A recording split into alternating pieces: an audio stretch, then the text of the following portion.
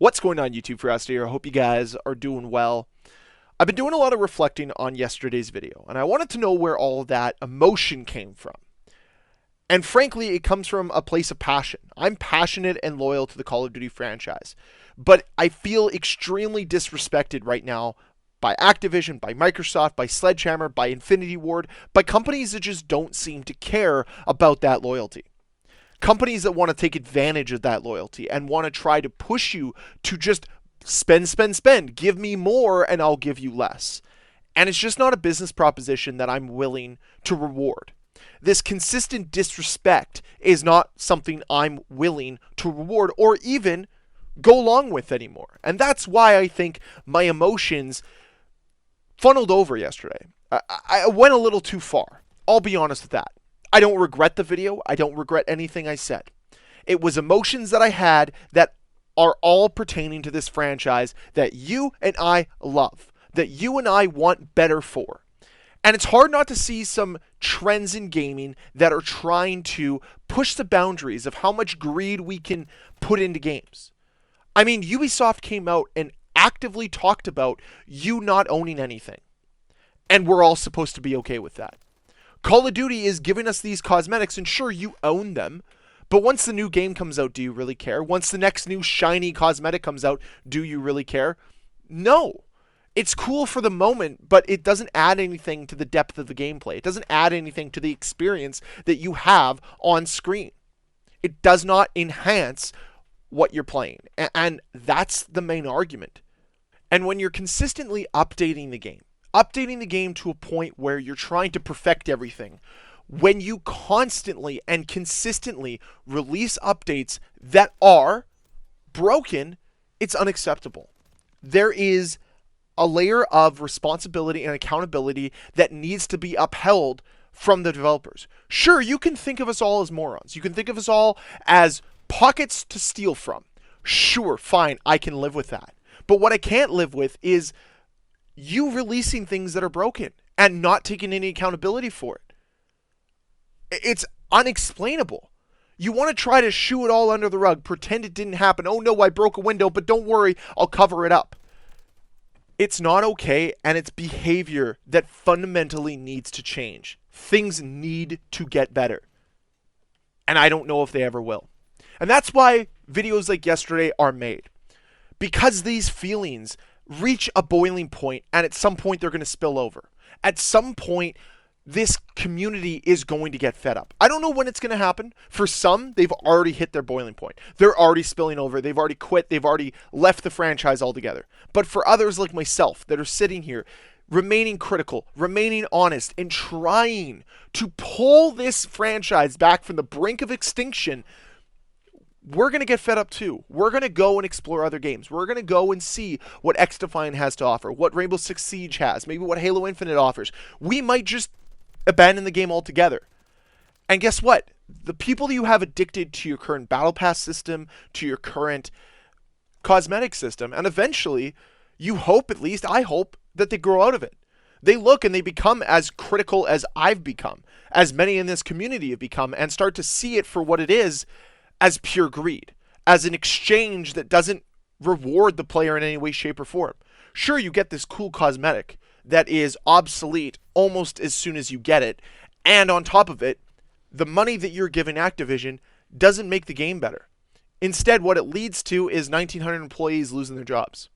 The higher-ups that are managing all of this get to keep everything, and the lower on the totem poles, the redundancies, as they like to call it, are the ones that are made to suffer for it.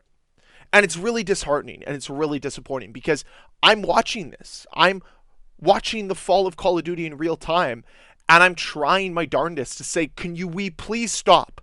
Show a modicum of respect for this community. Show anything. Pride in your own projects. I mean, at some point, how can you go home at the end of the day and say, I am so proud of the work we're doing. I'm so proud of it. How can you be proud of breaking the game every time you try to update it? How can you consistently go to work, say, I love this idea, and get shut down every time because you're not allowed to inject any creativity into Call of Duty anymore? Because the higher-ups don't want to spend the money or the time or the assets to do it. They don't. And I honestly firmly believe that.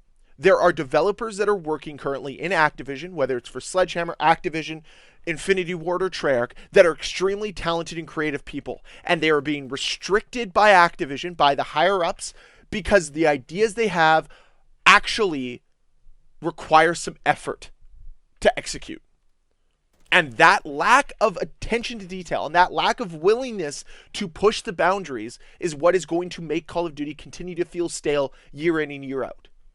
I was always somebody that defended Call of Duty back in the day. Back during its heyday, when even then there was this feeling of need for innovation. I was fine with the changes from Modern Warfare 2 to Black Ops 1, Black Ops 1 to Modern Warfare 3, Modern Warfare 3 to Black Ops 2. There were changes, there were small adjustments, small improvements. All of it led, in my opinion, to a better experience. I mean, if you look at the trajectory from MW2 in 2009 to Black Ops 2 in 2011 or 2012, the growth that the franchise went on in that 4-year period was immense. There was innovation, there was creativity injected into the game. They were making adjustments, and it abruptly ended. Maybe it's incorrect to say that the innovations abruptly ended. Instead, the innovations didn't take the gameplay forward. It felt as if it was trying to change too much, but also not staying true to its identity. And this is when the identity of Call of Duty started to get lost, started to become a little bit less distinct. Because prior to 2012, 2013, Call of Duty had a very distinct identity. And Call of Duty Ghosts kind of stayed true to it, but then it changed with Advanced Warfare and Black Ops 3 and all these other games that came after it. And now we're left with an identityless game, a game that is bred out of passionless boardrooms instead of passionate developers. And videos like yesterday showcase the amount of passion I still have for this franchise, the passion that I have for this industry. Because I am seeing a very dangerous trend throughout the industry where we're starting to take some liberties on the overall quality of games and trying to push games as a live service, but not really following through with the right amount of content. Being disrespectful to the consumers. That's what I'm seeing right now. It's not just Call of Duty. It's everywhere in the industry. The disrespect is there. And I'm very passionate about not being disrespected, about being taken advantage of. I don't want that.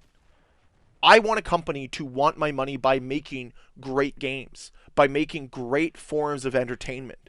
There's a reason why I will jump at the next Horizon Zero Dawn project, or the next Spider-Man game, or the next Last of Us project, or the next God of War. Because I know there's passionate developers there that are trying to tell a story, trying to entertain me, trying to keep me locked in. They're not there to sell me a service. They're there to sell me entertainment. They're there to immerse me in their world. Where's the world immersion for Call of Duty? It's gone. It's non-existent. You do not get immersed in the world of Call of Duty anymore. They have deteriorated that aspect of the game. And it's very disappointing to see, because that's not where Call of Duty used to be. But this is where we're at now. Anyways, that's it for today's video. I really appreciate all the support from yesterday. I really appreciate all the feedback from yesterday's video. I know I'm not alone in this, so knowing that I have some passionate fans that are also in the same boat as me really warms my heart. So thank you so much for the support. Thank you so much for everything you do for me.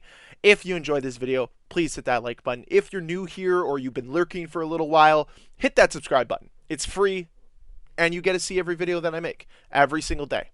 So hopefully you guys come back tomorrow. We'll discuss more Call of Duty then. Thank you very much for watching, and I'll see you guys next time. Bye.